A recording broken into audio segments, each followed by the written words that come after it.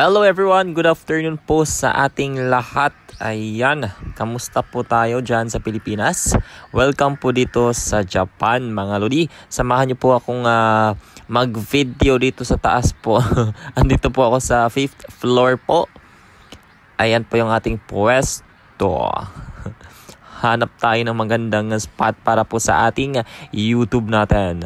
Ayan, sa mga hindi pa po nakapag-subscribe po sa ating YouTube account, Japlex Vlog po ang aking channel. Paki-click na rin po ang ating notification bell para po masaya ang ating buhay. Para po lagi po tayong updated po sa ating mga videos po na bago.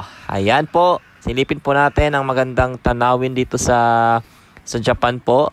Ang place po na to ay nandito po tayo sa Sakurabashi, Japan po. Shimizu. Sako pa tayo ito ng Shimizu, Japan. Mas kilala ata siya sa Shimizu, Japan. Sakurabashi is parang barangay po sa atin mga lodi. Yan po yung tawag. Ayan. Ito po kasing chance ko mga lodi no, kasi nasa 5th floor po kasi kami gumagawa kasi natapos na po namin yung 1st, 2nd, 3rd, 4th, and 5th floor. Eh, sakto, may trend. Medyo malayo po tayo sa ating pwesto ng mga lodi. At makikita po natin yung yung next na trend. Makikita po natin yung mga bahay. Ang ganda pong tingnan ng bahay ng mga lodi. Ang ganda ng pagkakaayos ng mga bahay. Yung kulay. Yung organized talaga yung mga organized talaga yung pagkakatayo ng mga bahay. Ang gandang tingnan pagka nasa taas ka, no. Talagang makikita mo yung linis ng paligid ng Japan. No? Tingnan nyo ng mga lodi. Tapos wala pong palakad-lakad ng mga tambay, no? Kakaiba talaga yung Japan compare po sa Pilipinas. O, see? Tingnan niyo po yung paligid. Parang walang tao, no? Parang sobrang tahimik po.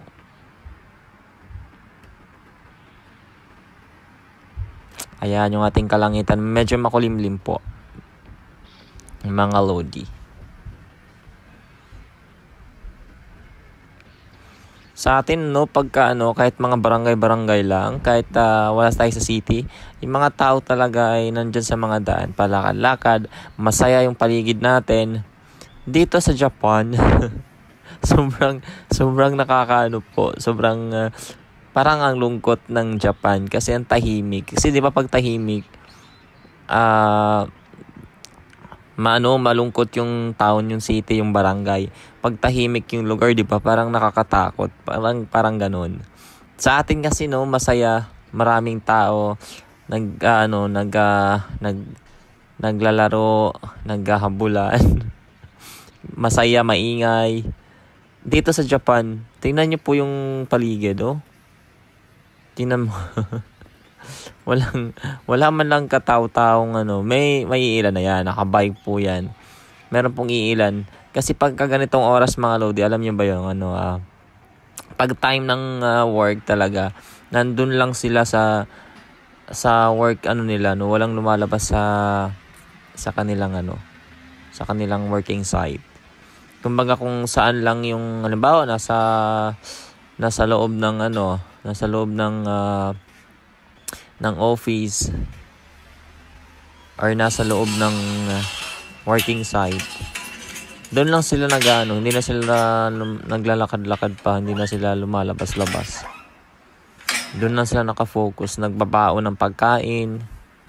Sa atin kasi diba pag sa school, sa mga working site, lumalabas tayo diba pagka bumibili tayo ng pagkain. Dito kasi kadalasan nagbabaon sila ng pagkain nila. Nagdadala sila ng obento, ang tawag doon. Obento. Or pag wala silang dalang obento or baon, pumupunta sa mga ramen shop, sa mga shop, sa mga convenience store. Kaya medyo tahimik. Kasi kung break time or lunch time, doon lang lumalabas yung mga tao. Tapos naka-car din naman, naka-service din. Kaya walang masyadong tambay sa paligid. Kaya sobrang nice po. Sa Japan po mga lodi, no, hindi naman maganda dito kasi tahimik siya pero hindi nakakatakot yung place.